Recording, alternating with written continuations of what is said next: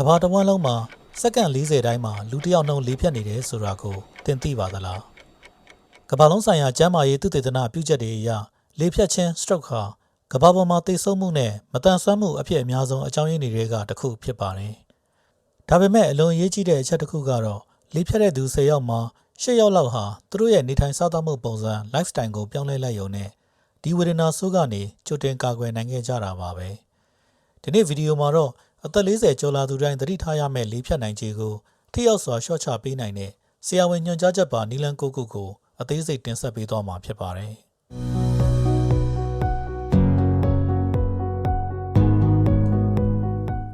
သင်ခန်းစာယူစရာမြင်ကွင်းလေးတစ်ခုကိုစိတ်ကူးကြည့်ပေးပါအသက်50အရွယ်မျိုးသားတစ်ယောက်ဟာပုံမှန်အတိုင်းပဲနနခင်းအလုပ်သွားဖို့ပြင်ဆင်နေပါတယ်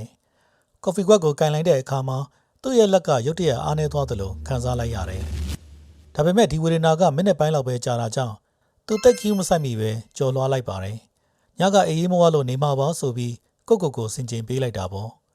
့အဲ့ဒီအပတ်ထဲမှာပဲနောက်ထပ်တစ်ချိန်တငယ်ချင်းနေတဲ့စကားပြောနေရင်ရိုးရှင်းတဲ့စကားလုံးလေးတွေကိုရှာမရတော့ပဲစကားတွေထည့်ရသွားပြန်တယ်ဒီတစ်ခါလဲသူကပင်မလို့နေမှာပါဆိုပြီးထက်ကြော်လိုက်ပြန်တယ်ဒါပေမဲ့ရက်နှဲငယ်ကြာမှာတော့သူတကယ်ပဲလေးဖြတ်ဝေဒနာကိုခံစားလိုက်ရပါတော့တယ်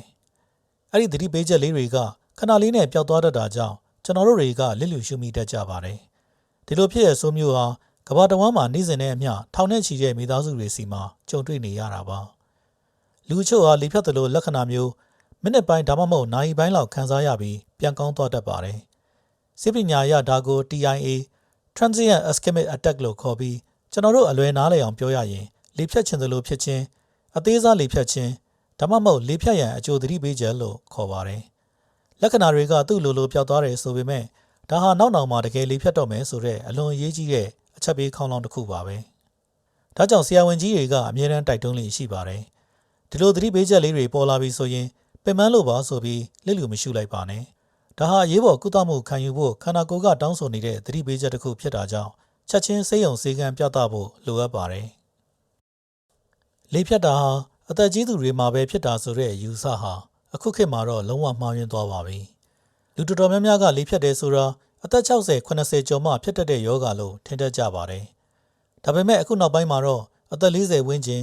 အချို့ဆိုရင်ဒီထက်ငယ်တဲ့အရွယ်တွေမှာတွင်လေဖြတ်တဲ့ဖြစ်စဉ်တွေကိုဆရာဝန်တွေပို့ပြီးတွေ့လာရပါတယ်အဓိကအကြောင်းရင်းကဘာဖြစ်မလဲမျိုးရိုးဗီဇကြောင့်လားမဟုတ်ပါဘူးကန်ဆိုးလို့လားဒါလည်းမဟုတ်ပြန်ပါဘူးတကယ်တော့ကျွန်တော်တို့ရဲ့နေ့စဉ်နေထိုင်စားသောက်မှုအလေးအကျင့်စိုးတွေအကြောင်းပါပဲဒီလိုတက်စိတ်အန္တရာယ်ပေးနေတဲ့အချက်တွေဟာတင့်ရဲ့သွေးကြောတွေကိုနှစ်ပေါင်းများစွာကြာအောင်ဘာလက္ခဏာမှမပြဘဲတဖြည်းဖြည်းချင်းဖြစ်စည်းနေတတ်ပါတယ်ပြီးတော့တနေ့မှာရုတ်တရက်ကြီးလေဖြတ်ဝေဒနာခံစားလိုက်ရတာပါဒါပေမဲ့လေဖြတ်ခြင်းရဲ့80%ကိုကြိုတင်ကာကွယ်လို့ရပါတယ်ဈေးကြီးတဲ့ဆေးဝါးတွေနဲ့မဟုတ်ပါဘူးရုပ်ရှင်တဲ့နေထိုင်မှုပုံစံပြောင်းလဲခြင်းနဲ့တင်ကာကွယ်နိုင်တာပါအကယ်၍သင်ဟာအသက်40ကျော်အရွယ်ဖြစ်တယ်ဆိုရင်ဒီအချက်လက်တွေဟာသင်ရဲ့အနာဂတ်ကျန်းမာရေးကိုကာကွယ်ပေးနိုင်ပါလိမ့်မယ်အခုကျွန်တော်မျှဝေပေးမယ့်အချက်လက်တွေဟာကမ္ဘာ့ကျန်းမာရေးအဖွဲ့ WHO American နှလုံးအဖွဲ့ချုပ် American Heart Association နဲ့လေဖြတ်ခြင်းဆိုင်ရာနောက်ဆုံးပေါ်သုတေသနပြုချက်တွေကိုအခြေခံထားတာဖြစ်ပါတယ်ကဲနံပါတ်1အရေးကြီးဆုံးကာကွယ်မှု၄ခြင်းကနေပဲစတင်လိုက်ကြရအောင်ဗျာနံပါတ်1အလေးခြင်းသွေးတိုးကိုစနစ်တကျထိန်းချုပ်ပါလေဖြတ်ခြင်းကနေကာကွယ်ဖို့အတွက်အရေးကြီးဆုံးခြေလှမ်းကိုပြပါဆိုရင်သွေးတိုးကိုထိန်းချုပ်ဖို့ပဲဖြစ်ပါတယ်ကမ္ဘာတစ်ဝန်းမှာလေဖြတ်ရခြင်းရဲ့အဓိကတရားခံဟာသွေးတိုးရောဂါဖြစ်ပြီးဒါဟာကျွန်တော်တို့ကိုယ်တိုင်ပြုပြင်ပြောင်းလဲလို့ရတဲ့အချက်လေးဖြစ်ပါတယ်လူတော်များများဟာသွေးတိုးနေပေမဲ့ဘာဝေဒနာမှမခံစားရဘဲပုံမှန်တိုင်းနေကောင်းနေတတ်ကြပါတယ်ဒါကြောင့်လဲဆရာဝန်တွေကသွေးတိုးကိုတက်စိတ်လူသက်သမား The Silent Killer လို့ခေါ်ကြတာပါပထမဆုံးအနေနဲ့မိမိရဲ့သွေးပေါင်ချိန်ကိုပုံမှန်လေးတိုင်းကြည့်ပေးပါဒါဆိုရင်ကျွန်တော်တို့ရဲ့သွေးပေါင်ချိန်ကဘလောက်ဆိုရင်ပုံမှန်လဲဘလောက်ဆိုရင်အန္တရာယ်ရှိလဲဆိုတာကိုသိထားဖို့လိုပါတယ်ကျန်းမာတဲ့အဆင့်ဆိုရင်သွေးပေါင်ချိန်ဟာ120နဲ့80အောက်မှာရှိနေရပါမယ်ဒါဆိုရင်တော့သင်ရဲ့သွေးကြောတွေဟာစိတ်ချရတဲ့အနေအထားမှာရှိနေတယ်လို့ပြောလို့ရပါတယ်သတိထားရမယ့်အန္တရာယ်ဆုံးကတော့သင်ရဲ့သွေးပေါင်ချိန်ဟာ140နဲ့90ထက်ကျော်နေပြီဆိုရင်တော့ဒါဟာလေဖြတ်ဖို့လမ်းခင်းနေတဲ့ danger zone ကိုရောက်နေပါပြီသွေးပေါင်ချိန်ကိုစနစ်တကျထိန်းချုပ်နိုင်ဖို့ဒီရိုးရှင်းတဲ့နီလန်၅ခုကိုကျင့်သုံးကြည့်ပါစားလျှော့စားပါဟင်းရတွေထဲမှာစားနဲ့အငံဓာတ်ကိုလျှော့ချတာဟာသွေးတိုးကျဖို့အမြန်ဆုံးနီလန်ပါ နေ့စဉ်မိနစ်30လမ်းလျှောက်ပါကိုလက်လှုပ်ရှားမှုကသွေးကြောတွေကိုပုံပုံကြက်ခိုင်စေပါတယ်ကိုလေးချိန်ထိန်မှာခန္ဓာကိုယ်လေးချိန်နဲ့ငယ်ကျသွားတာနဲ့သွေးပေါင်ချိန်လည်းလိုက်ကျသွားမှာဖြစ်ပါတယ်စိတ်ဖိစီးမှုကိုလျှော့ချပါစိတ်လှုပ်ရှားမှုနဲ့ဒေါသထွက်တာတွေကိုထိန်းချုပ်တာဟာတင်နှလုံးကိုအနားပေးတာပါပဲသွေးပေါင်ပုံမှန်တိုင်းပါအသက်40ကျော်ရင်မိမိရဲ့သွေးပေါင်ချိန်ဘယ်လောက်ရှိလဲဆိုတာအမြဲသိနေဖို့လိုပါတယ်ဒီနေရာမှာမိထားလို့မရတဲ့နောက်ထပ်အန္တရာယ်တစ်ခုကတော့ဆေးလိပ်တောက်ခြင်းပါပဲဆေးလိပ်တောက်တာဟာသွေးကြောတွေကိုဓာတ်ရိုက်ပျက်စီးစေပြီးသွေးခဲနိုင်ခြေကိုအယမ်းမြင့်တက်စေပါတယ်ဒါကြောင့်ဆေးလိပ်ဖြတ်လိုက်တာဟာတင့်ရဲ့နှလုံးနဲ့အုံနောက်ကျန်းမာရေးအတွက်အကောင်းဆုံးလက်ဆောင်တစ်ခုပေးလိုက်တာနဲ့အတူတူပါပဲတင့်ရဲ့သွေးပေါင်ချိန်ကိုအနည်းငယ်လျှော့ချလိုက်ရုံနဲ့တင်လေဖြတ်နိုင်ခြေကိုတိတိတသားကြီးရော့ကျသွားစေနိုင်ပါတယ်နံပါတ်2အလေးချင်းသွေးကြောကျန်းမာရေးအတွက်စားတောက်နေထိုင်ပါကျွန်တော်တို့နေ့စဉ်စားတောက်နေတဲ့အစားအသောက်တွေဟာတင်အုံနောက်နဲ့တင့်ရဲ့သွေးကြောတွေကိုအကာအကွယ်လဲပေးနိုင်တယ်လို့တစ်ဖက်မှာလည်းတဖြည်းဖြည်းချင်းဖြတ်စည်းပြစ်နိုင်ပါတယ်ကျွန်တော်တို့အသက်40ကျော်လာတဲ့အခါမှာအစားအသောက်နဲ့ပတ်သက်ပြီးကျွလွန်မိတတ်တဲ့မှားယွင်းလေးတွေရှိပါတယ်ဒီမှားတွေကပဲကျွန်တော်တို့ကိုလေဖြတ်ဖို့လမ်းခင်းပေးနေတယ်လို့ဖြစ်နေတတ်တာပါပထမဆုံးအချက်ကတော့စားပါကျွန်တော်တို့မြန်မာလူမျိုးတွေကအငံကြိုက်ကြပါတယ်ဒါပေမဲ့စားကိုအလွန်ကျွံစားမိနေတာဟာသွေးတိုးဖို့အတွက်အဓိကအကြောင်းရင်းဖြစ်နေပါတယ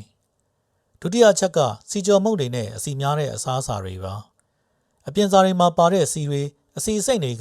ကသွေးကြောထဲမှာအနေဖက်တွေစုလာစေပါတယ်အထူးသဖြင့်အချင်းချင်းပြန်ကျော်ထားတဲ့စီတွေကသွေးကြောတွေကိုဓာတ်ရိုက်ပျက်စီးစေတဲ့အဆိပ်တောက်တွေ transfers ပါပဲတတိယအချက်ကပြုပြင်ဖန်တီးထားတဲ့အသားတွေပါဝက်ဥကြောင်ကြက်ဥကြောင်ဒါမှမဟုတ်အသားပြားတွေဟာစားလို့ကောင်းပေမဲ့သူတို့ထဲမှာတာရှည်ခံစေးတွေနဲ့အငံဓာတ်တွေအများများပါတယ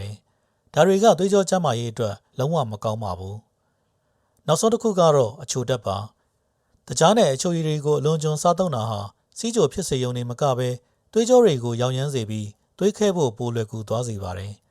်ဒီစားစာတွေအားလုံးကသွေးတိုးတာသွေးရင်းအဆီကိုလက်စထရောတက်တာနဲ့သွေးကြောကျဉ်တာတွေကိုဖြစ်စေတဲ့တရားခံတွေပါပဲဒါကြောင့်လဲဆရာဝန်ကြီးတွေကလေဖြတ်ခြင်းကနေကာကွယ်နိုင်ဖို့အတွက်အစားအသောက်ကိုသေချာရွေးချယ်စားဖို့အမြဲတမ်းတိုက်တွန်းနေရတာဖြစ်ပါတယ်သွေးကြောတွေကိုအားကောင်းစေမဲ့အကောင်းဆုံးအစားအစာ5မျိုးကိုပြောပြပေးပါမယ်နံပါတ်1အဆီရှိသောငါးများ fatty fish ဆာလမွန်ငါးငါးတလောက်ပလာတူးငါးနဲ့ငါးတစ်တာငါးတို့လိုငါးတွေမှာ omega 3အဆီဓာတ်ကျွဲဝပါတယ်သူကသွေးကြောရောင်ရမ်းမှုကိုလျှော့ချပေးပြီးသွေးကြောတွေကိုကြန့်ခိုင်စေပါတယ်နံပါတ်2အစိမ်းရောင်ရှိသောဟင်းသီးဟင်းရွက်များ leafy green vegetables ဟင်းနုနယ်ကိုက်လန်နဲ့ပန်းကော်ပီစိမ်းတို့ဖြစ်ပါတယ်ဒီအသီးရွက်တွေမှာသွေးပေါင်ချိန်ကိုထိန်းညှိပေးတဲ့ပိုတက်ဆီယမ်ဓာတ်အများပြားပါဝင်ပါတယ်နံပါတ်3သစ်သီးဝလံများ fruits အထူးသဖြင့် berries သီးတွေလိမ္မော်သီးနဲ့ပန်းသီးတွေပါသွေးကြောတွေကိုပျက်စီးမှုကနေကာကွယ်ပေးမဲ့ဓာတ်တိုးဆန့်ကျင်ပစ္စည်း antioxidant တွေအပြည့်အဝပါဝင်ပါတယ်နံပါတ်4အစိအစံများ nuts and seeds ဘာဒန်စိတ်တစ်ကြားသီးချီယာစိတ်နဲ့ flax seeds တို့ဖြစ်ပါတယ်သူတို့မှာပါတဲ့ကျန်းမာရေးနဲ့ညီညွတ်တဲ့အဆီတွေဟာသွေးရင်းကမကောင်းတဲ့ကိုလက်စထရောတွေကိုပါလျှော့ချပေးနိုင်ပါတယ်နံပါတ်5အညိုရောင်ဆန်တဲ့အနှံများ whole grains ဆန်လုံးညိုအုတ်ဂျုံနဲ့ဂျုံချမ်းပါမုန့်တွေပါဒါတွေကသွေးရင်းတကြားဓာတ်နဲ့အဆီဓာတ်ကိုထိန်းချုပ်ပေးရမှာအရန်ကိုအထောက်အကူပြုပါတယ်ရိုးရှင်းတဲ့အစားအသောက်စီးမြင်လေးတစ်ခုကတော့တဘာဝတိုင်းရတဲ့အစားအစာတွေကိုပိုစားပါစက်ရုံကထုတ်တဲ့ပြုပြင်ထားတဲ့အစားအစာတွေကိုရှော့စားပါဆိုတာပါပဲအသက်40ကျော်မှာတင်တနေ့ရွေးချယ်စားတောက်လိုက်တဲ့အစားအစာလေးတစ်လုံးဟာနောက်တစ်ချိန်မှာတင့်ကျန်းမာရေးအတွက်ကြီးမားတဲ့ကွာခြားချက်ကိုဖြစ်စေမှာပါ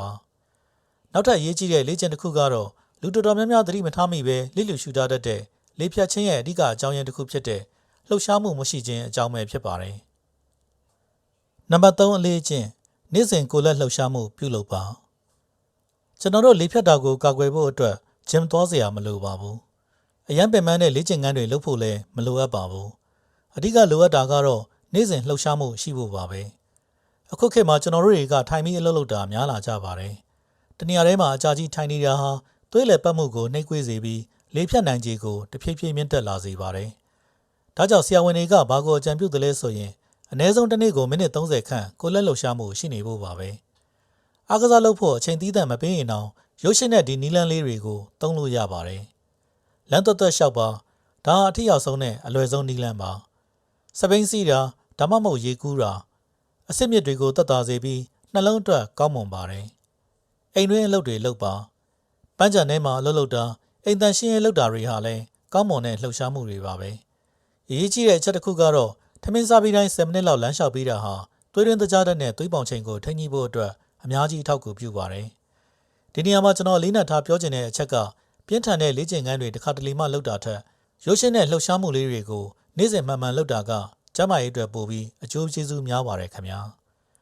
ဒါပေမဲ့ဒီမှာလူများစုမထင်မှတ်ထားတဲ့အချက်တစ်ခုရှိပါသေးတယ်အစားအသောက်လေးဂယူးဆိုင်တယ်လေ့ကျင့်ခန်းလေးပုံမှန်လုပ်တယ်ဆိုပေမဲ့နောက်ထပ်ပြောပြမဲ့လေ့ကျင့်စိုးတစ်ခုကြောင့်လေဖြတ်နိုင်ခြင်းမြင့်တက်နေတဲ့သူတွေအများကြီးရှိနေပါသေးတယ်အဲ့ဒါကတော့လုံလောက်တဲ့အိပ်စက်မှုမရှိခြင်းပါပဲနံပါတ်4အလေးအကျင့်အိပ်စက်ခြင်းအရေးသွေးကိုမြင့်တင်ပါလူတော်တော်များများကကျန်းမာရေးအတွက်အစားအသောက်နဲ့လေ့ကျင့်ခန်းကိုပဲအာရုံစိုက်ကြပြီးတကယ်တမ်းအရေးကြီးတဲ့အိပ်စက်ခြင်းကိုတော့မေ့လျော့နေတတ်ကြပါတယ်အရေးပြတ်တာဒါမှမဟုတ်အိပ်စက်မှုအရေးသွေးမပြည့်ဝတာဟာကျွန်တော်တို့ခန္ဓာကိုယ်မှာသွေးတိုးယောဂကိုပိုဆိုးစေပြီးစီးကြိုဖြစ်နိုင်ခြေကိုမြင့်တက်စေပါတယ်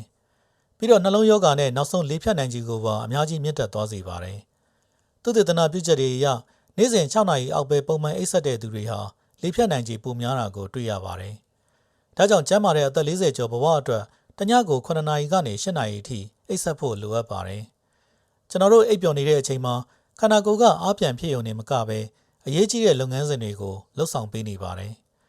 ပထမဆုံးအနေနဲ့သွေးပေါင်ချိန်ကိုထိန်းညှိပေးပါတယ်ဒုတိယအနေနဲ့ဟော်မုန်းဓာတ်တွေကိုမျှတအောင်လှုပ်ဆောင်ပေးပါတယ်တတိယအနေနဲ့ကတော့ကိုယ်ရင်းရောင်ရမ်းမှုတွေကိုရှော့ချပေးပါတယ်အကယ်၍အိပ်စက်မှုပုံစံမမှန်ကန်မှုဆိုရင်ဒီအရေးကြီးတဲ့လုပ်ငန်းစဉ်တွေဟာကမောက်ကမဖြစ်ကုန်ပြီးသွေးကြောကျန်းမာရေးကိုထိခိုက်လာစေတာပါသင်ရဲ့အိပ်စက်မှုအရေးသွေးမကောင်းမှုဆိုတာကိုပြနေတဲ့အချက်ပေးလက္ခဏာတွေကတော့ညဘက်မှာခဏခဏနိုးနေတာဟောက်တန်အရမ်းကျေတာတနေကုန်နှုံးချိနေပြီးလူကမလန်းဆန်းတာအိပ်ပျော်ဖို့ခက်ခဲနေတာတွေပဲဖြစ်ပါတယ်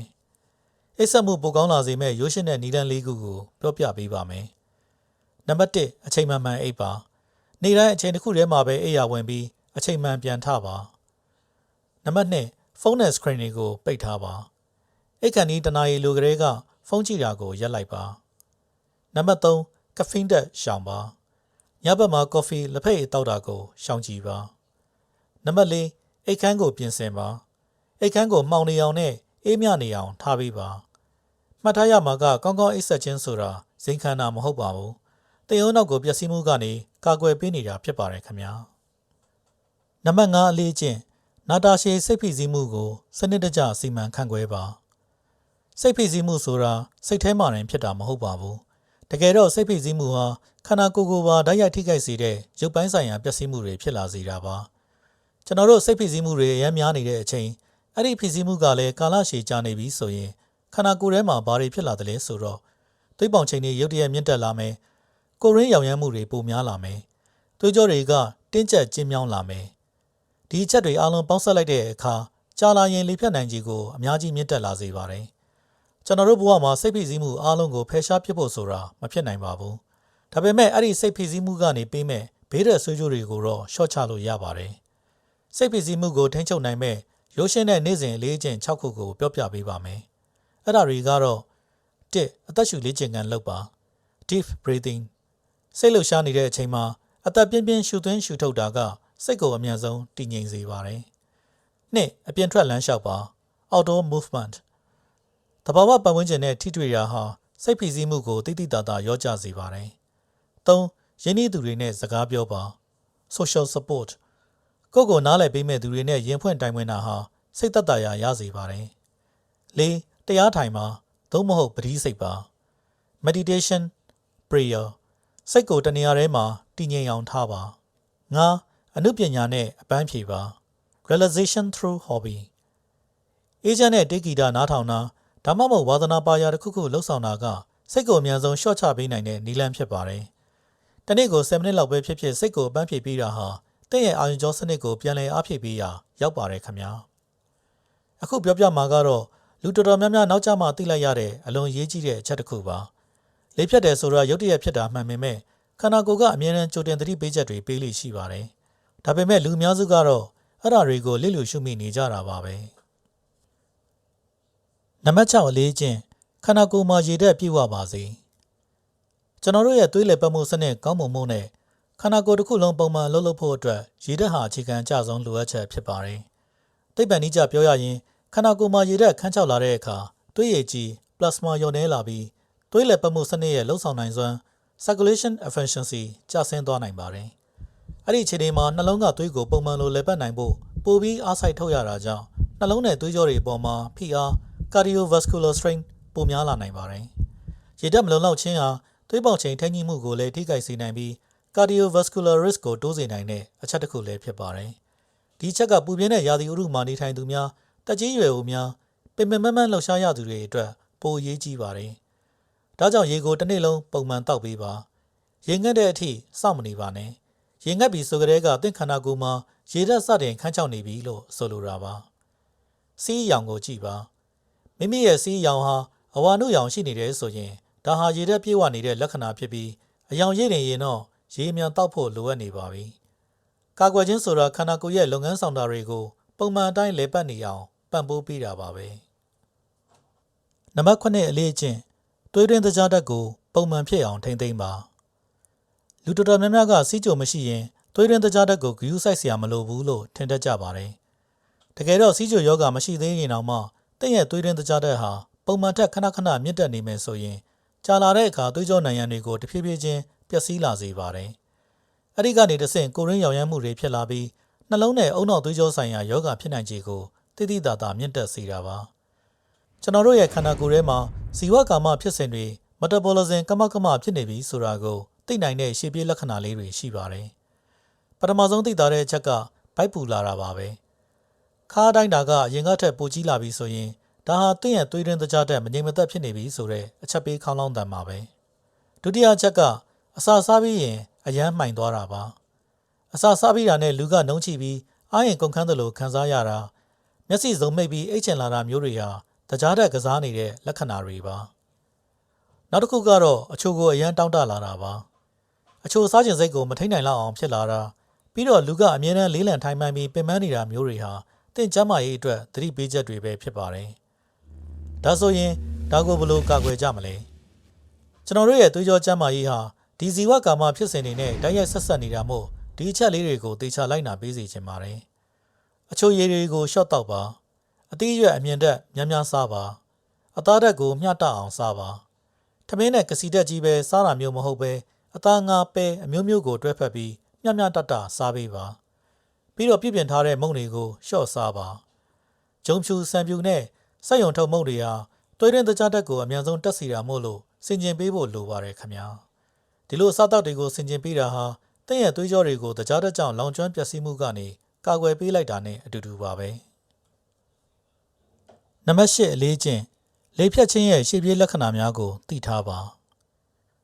ါလေဖြတ်တာဟာရုတ်တရက်ဖြစ်တတ်တာမှန်ပေမဲ့ခန္ဓာကိုယ်ကကြိုတင်ပြီးအချက်ပေးလက္ခဏာတွေပြလေရှိပါတယ်အဲ့ဒါကိုသိဖို့အတွက်ဆရာဝန်တွေသုံးလက်ရှိတဲ့ first ဆိုတဲ့စကားလုံးလေးကိုမှတ်ထားပေးပါ F face မျက်နှာတစ်ချမ်းရွက်သွားတာပြုံးလိုက်ရင်မညီမညာဖြစ်နေတာမျိုးပါ A M လက်မောင်းလက်တစ်ဖက်ကအားမရှိသလိုဖြစ်လာတာမြောက်လိုက်ရင်ပြန်ပြုတ်ကျသွားတာမျိုးပါ S speech စကားပြောစကားသံတွေဘလုံးမထွေးဖြစ်လာတာပြောချင်တာကိုရှာမတွေ့တာဒါမှမဟုတ်သူများပြောတာနားမလည်တော့တာမျိုးပါ T time အချိန်မဆွဲပါနဲ့အထက်ကလက္ခဏာတွေတွေ့တာနဲ့ဆေးရုံကိုအမြန်ဆုံးသွားဖို့လိုအပ်နေပါပြီတခြားသတိထားရမယ့်လက္ခဏာတွေကတော့မျက်နှာဒါမှမဟုတ်ကိုယ်တချမ်းမညီမညာဖြစ်လာတာလက်တစ်ဖက်ခြေတစ်ဖက်အားနည်းလာတာစကားပြောရင်ရှာလေးတန်ပေါက်လာတာရုတ်တရက်တွေးဝေသွားတာဒါမှမဟုတ်ခေါင်းရမ်းကိုက်လာတာအမြင်အာရုံတွေဝေဝါးသွားတာမျိုးတွေပဲဖြစ်ပါတယ်ဒီလိုအခြေအနေမျိုးကြုံလာရပြီဆိုရင်အချိန်ဆွဲမနေပါနဲ့မအိပ်လိုက်ပါနဲ့ကိုယ့်ဘာသာကိုစိတ်မိတူတွေနဲ့လည်းမကုသပါနဲ့ဆေးရုံကိုချက်ချင်းသွားရမှာပါအကြောင်းရင်းကတော့လေဖြတ်ခြင်းကုသမှုဟာဖြစ်ပြီးချင်း3နာရီကနေ4နာရီခွဲအတွင်းမှာအထီရောက်ဆုံးဖြစ်လို့ပါပဲအချိန်မီဆေးရုံရောက်တာဟာကိုယ်ရင်ကမတန်မဆွမ်းဖြစ်တာကိုကာကွယ်ပေးနိုင်ရုံနဲ့မကပဲအသက်ကိုပါကယ်တင်နိုင်ပါတယ်ခင်ဗျာအဲ့ဒီအကြောင်းကိုအသေးစိတ်သိချင်ရင်တော့ညာဘက်အပေါ်တော့မှာမြှားထိုးပြထားတဲ့လေမြဖြတ်ခင်ခန္ဓာကိုယ်ကပြတဲ့ရှေ့ပြေးလက္ခဏာ10ချက်ဗီဒီယိုမှာဆက်လက်လေ့လာနိုင်ပါတယ်ခင်ဗျာကဲအခုဆိုရင်နောက်ဆုံးရေးကြည့်တဲ့လေ့ကျင့်တစ်ခုကြံပါသေးတယ်ဒါဟာအရန်ရိုးရှင်းပေမဲ့လူတော်တော်များများကတော့သူတို့ကိုယ်သူတို့ကျမ်းမာနေတယ်လို့ထင်နေကြတာကြောင့်ဒါကိုလိလူရှုထားတတ်ကြပါတယ်နံပါတ်9အလေးအကျင့်ပ ပုံမှန်ကျန်းမာရေးစစ်ဆေးမှုပြုလုပ်ပါလူတော်တော်များများပြောလို့ရှိတာကတော့ငါအကောင်းကြီးပဲဘာမှမဖြစ်ဘူးစစ်စစ်စရာမလိုပါဘူးဆိုတာပါပဲဒါပေမဲ့တခုသတိထားရမှာကလေဖြတ်စေတဲ့အကြောင်းရင်းတွေဟာများသောအားဖြင့်ဘာလက္ခဏာမှမပြတတ်ဘူးဆိုတာပါပဲသင်ဟာပုံမှန်အတိုင်းနေလို့ကောင်းနေတယ်လို့ထင်ရပေမဲ့သင်ခန္ဓာကိုယ်ထဲမှာအခုလိုအခြေအနေတွေတိတ်တဆိတ်ဖြစ်နေနိုင်ပါတယ်သွေးတိုးနေတာသွေးတွင်းအဆီကိုလက်စထရောတက်နေတာသွေးတွင်းသကြားတက်မြင့်နေတာသွေးကြောတွေကျဉ်းလာတာမျိုးတွေပေါ့ဒါကြောင့်ဆရာဝန်စီသွားတဲ့အခါဖြစ်ဖြစ်စစ်တဲ့အခါဖြစ်ဖြစ်အခုပြောပြမယ့်ရေးကြီးတဲ့အချက်၅ချက်ကိုတော့မဖြစ်မနေစစ်ဆေးပေးဖို့တိုက်တွန်းချင်ပါတယ်ပထမဆုံးကတော့သွေးပေါင်ချိန်ပါပဲသွေးတိုးယောဂရှိမရှိဆိုတာကိုပုံမှန်တိုင်းကြည့်မှသိနိုင်တာပါသွေးတိုးကိုစောစောသိပြီးထိန်းနိုင်မှသာလေဖြတ်ဖို့လမ်းခင်းပေးမဲ့သွေးကြောပျက်စီးမှုတွေကိုတားဆီးနိုင်မှာပါဒုတိယအချက်ကသွေးတွင်းသကြားတက်ပါမိမိမှာစီးကျိုယောဂဖြစ်ဖို့အလားအလာဒါမှမဟုတ်ရှေ့ပြေးလက္ခဏာတွေရှိနေပြီလားဆိုတာကိုစစ်ဆေးတာပါသကြားတက်ကိုကြိုထိန်းထားနိုင်ရင်သွေးကြောတွေရောင်ရမ်းတာကိုကာကွယ်ပေးနိုင်ပါတယ်တတိယအချက်ကကိုလက်စထရောဒါမှမဟုတ်သွေးတွင်းအဆီတက်ပါသွေးတွင်းမှာမကောင်းတဲ့အဆီတွေများနေပြီလားသွေးကြောပိတ်နိုင်ခြေရှိသလားဆိုတာကိုဒီအချက်ကနေသိနိုင်တာမို့လို့ဒါဟာလေဖြတ်ခြင်းအတွက်အရေးကြီးဆုံးစစ်ဆေးမှုတစ်ခုပဲဖြစ်ပါတယ်စတုတ္ထအချက်ကတော့ကိုယ်လေးချိန်ပါကိုယ်လေးချိန်တက်လာတာအဝလွန်လာတာဟာတင့်ရဲ့နှလုံးနဲ့သွေးကြောတွေရဲ့ပေါ်ဝင်တော့ဝင်ပိုးဖြစ်စေသလားဆိုတာကိုသိဖို့အတွက်ပုံမှန်ချိန်တွယ်ကြည့်ဖို့လိုပါတယ်နောက်ဆုံးတစ်ခုကတော့နှလုံးကျန်းမာရေးပါပဲနှလုံးခုန်တာပုံမှန်မဟုတ်တာမျိုးဥပမာရင်တုံတာရှိမရှိစစ်ဆေးဖို့ပါနှလုံးခုန်မမှန်တာဟာသွေးခဲတွေဖြစ်ပေါ်စေပြီးအုံနောက်စီကိုသွေးခဲရောက်သွားရင်လေဖြတ်တာမျိုးဖြစ်စေနိုင်လို့ပဲဖြစ်ပါတယ်ခင်ဗျာတစ်နှစ်မှာတစ်ကြိမ်ဒါမှမဟုတ်နှစ်ကြိမ်လောက်အခြေခံကျန်းမာရေးစစ်ဆေးမှုလုပ်ပေးရုံနဲ့တင်ပြဿနာတွေကိုစောစောစီးစီးသိနိုင်ပါတယ်စောစောသိလေကြိုတင်ကာကွယ်ရတာလွယ်ကူလေးပါပဲကာကွယ်ခြင်းဟာကုသခြင်းထက်အမြဲတမ်းပိုပြီးသက်သာပါတယ်ခင်ဗျာကဲဒီနေ့ပြောပြခဲ့တဲ့အချက်တွေကိုပြန်ပြီးမှတ်မိသွားအောင်အတူတူပြန်ကြည့်လိုက်ကြရအောင်ဗျာလေဖြတ်ခြင်းကနေကာကွယ်ပေးမဲ့လေ့ကျင့်9ခုကတော့1သွေးပေါင်ချိန်ကိုထိန်းချုပ်ပါ1တစ်စိတ်လူသက်သမားကိုအမြဲစောင့်ကြည့်ပါ2ကျန်းမာရေးနဲ့ညီညွတ်တဲ့အစားအစာတွေကိုစားပါတဘာဝကရတဲ့အစားအသောက်တွေကိုပိုစားပါ3နေ့စဉ်လှုပ်လှုပ်ရှားရှားနေပါဂျင်သွားစရာမလိုပဲတစ်နေ့မိနစ်30လမ်းလျှောက်ပေးရင်ရပါပြီ4 9နာရီကနေ10နာရီအထိအိပ်ဆက်ပါအိပ်ဆက်ခြင်းဟာအုံနောက်ကိုပြန်လည်ပြုပြင်ပေးတာပါ5စိတ်ဖိစီးမှုကိုစနစ်တကျစီမံခန့်ခွဲပါစိတ်အေးချမ်းမှုရှိမှသွေးကြောတွေကျန်းမာမှာပါ6ခန္ဓာကိုယ်မှာရေဓာတ်ပြည့်ဝပါစေသွေးလက်ပတ်မှုကောင်းစေရန်ရေပုံမှန်တောက်ပေးပါ9သွေးတွင်းသကြားဓာတ်ကိုပုံမှန်ဖြစ်အောင်ထိမ့်သိမ့်ပါသကြားနဲ့အချိုတွေကိုဆင်ခြင်ပါ8ရှေ့ပြေးလက္ခဏာတွေကိုသိထားပါ fat ဆိုတဲ့စကားလုံးကိုအမြဲသတိရပါ9ပုံမှန်ကျန်းမာရေးစစ်ဆေးမှုပြုလုပ်ပါကြိုတင်သိရှိခြင်းကအသက်ကိုကယ်တင်နိုင်ပါတယ်ဒီအချက်တွေအားလုံးကိုချက်ချင်းကြီးပြည့်ပြည့်စုံစုံလုပ်နိုင်ဖို့မလိုပါဘူးတစ်ခုချင်းစီကနေစတင်ကြည့်ပါဒီနေ့မှလေ့ကျင့်တစ်ခုကိုစလိုက်မယ်နောက်တစ်ပတ်မှနောက်ထပ်တစ်ခုထပ်တိုးမယ်ဒီလိုမျိုးဖြည်းဖြည်းချင်းပြောင်းလဲသွားရင်ရပါတယ်နေ့စဉ်နေ့တိုင်းသင်ပြုလုပ်လိုက်တဲ့သိငယ်တဲ့အပြောင်းလဲလေးတွေကတင့်ရဲ့အုံနောက်ကျန်းမာရေးကိုနောက်ဆယ်စုနှစ်ပေါင်းများစွာအထိကာကွယ်ပေးသွားမှာဖြစ်ပါတယ်ခင်ဗျာလေဖြတ်တာဟာတနေ့တည်းတစ်ခဏလေးအတွင်းမှာပဲတင့်ဘဝတစ်ခုလုံးကိုပြောင်းလဲပြစ်နိုင်ပါတယ်ဒါပေမဲ့ကာကွယ်ခြင်းဆိုတာကတော့နေ့တိုင်းပြုလုပ်ရမယ့်အရာပါအခုသင်လှုပ်ဆောင်နေတဲ့နေ့စဉ်လေ့ကျင့်လေးတွေကပဲတင့်ရဲ့အသက်50 60နဲ့အဲ့ဒီနောက်ပိုင်းကျန်းမာရေးကိုဆုံးဖြတ်ပေးသွားမှာပါဒါကြောင့်သတိပေးချက်တွေပေါ်လာမှလက္ခဏာတွေပြလာမှမဟုတ်ပဲဒီနေ့ကစပြီးတင့်အုံနောက်ကိုစတင်ကာကွယ်လိုက်ပါအခုကျွန်တော်ပြောပြခဲ့တာတွေဟာအထောက်အထားခိုင်လုံတဲ့ကျန်းမာရေးဘူးတုဒတွေဖြစ်ပေမဲ့ဆေးဘက်ဆိုင်ရာအကြံဉာဏ်တွေတော့မဟုတ်ပါဘူးဒါကြောင့်တင့်ရဲ့ကျန်းမာရေးနဲ့ပတ်သက်ပြီးတစ်ခုခုထူးခြားတာရှိရင်ဖြစ်ဖြစ်ကုသမှုခံယူတာလိုအပ်ရင်ဖြစ်ဖြစ်နီးစပ်ရာဆရာဝန်နဲ့အများဆုံးဆွေးနွေးပေးဖို့မမေ့ပါနဲ့အောင်နော်ဒီဗီဒီယိုကတင့်အတွက်အကျိုးရှိတယ်ဆိုရင်အသက်40ကျော်နေပြီဖြစ်တဲ့တင့်ရဲ့မိတ်ဆွေတငယ်ချင်းတွေမိသားစုဝင်တွေကိုပြန်ပြီးမျှဝေပေးလိုက်ပါအောင်တင့်ရဲ့မျှဝေမှုတစ်ခုကသူတို့ရဲ့အသက်ကိုကယ်တင်ရာရောက်နိုင်လို့ပါပဲအသက်40ကျော်သူတွေအတွက်အခုလိုရိုးရှင်းတဲ့ကျန်းမာရေးဘူးတုဒတွေကိုဆက်ပြီးလေ့လာခြင်းနဲ့ဆိုရင်တော့ကျွန်တော်တို့ရဲ့ Hard Drive Sporty Plus ကို Subscribe လုပ်ပြီးကျန်းမာတဲ့အတိုင်းဝိုင်းထဲမှာပါဝင်လိုက်ဖို့ဖိတ်ခေါ်ပါတယ်ခင်ဗျာဘာလို့လဲဆိုတော့အသက်ကြီးလာတာဟာသဘာဝတရားဖြစ်ပေမဲ့ပိုပြီးကျန်းမာလာဖို့ကတော့တင့်ရဲ့ရွေးချယ်မှုသာဖြစ်လို့ပါပဲ